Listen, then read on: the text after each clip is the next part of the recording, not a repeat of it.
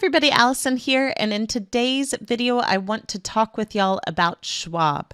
Now this is one I've actually been eyeing for a while, so you might have already heard me talk about it before, but I still think it looks like a really good setup, and it could ideally be starting to move sooner than later.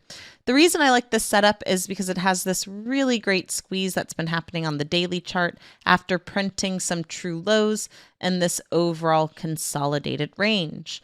On our other two lower indicators, we're finally starting to get some bullish sentiment with the compound breakout tool. Momentum's hugging right at that zero line, so if we can start to cross above it, should turn into a bullish trend signal. I do like that on Friday's bullish divergent bar, we got the follow through on a higher high there. The moving averages are acting as support. We did get a follow through on a weekly bullish divergent bar signal today. We still have a monthly signal in place up here to 97.74, which would bring us into the ATR. But the reason I really like this outside of those signals is because on the weekly time frame, this has also been in a really narrow squeeze. Now, like I said, the weekly bullish divergent bars have gotten their follow through, but you can see the squeeze setting up a nice reset and momentum. These are still more consolidating signals. So I do want to respect the weekly time frame that it hasn't quite given us that strong bullish signal like maybe back here that we've seen to really start to decide to jump into the long side. But as we know, sometimes these squeezes can fire and really get going. So what I decided to do is I went out to the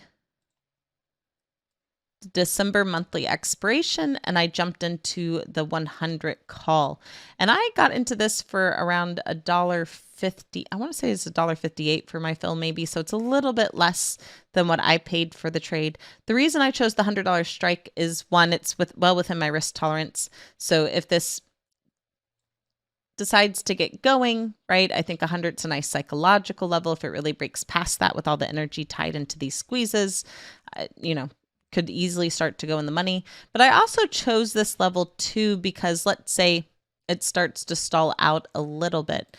Well, if I really wanted to, I could convert this long call into a debit broken wing butterfly for a small amount of additional risk at the moment. It only cost me 38 cents. But as you can see, my spread would already be partially in the money by at least 210.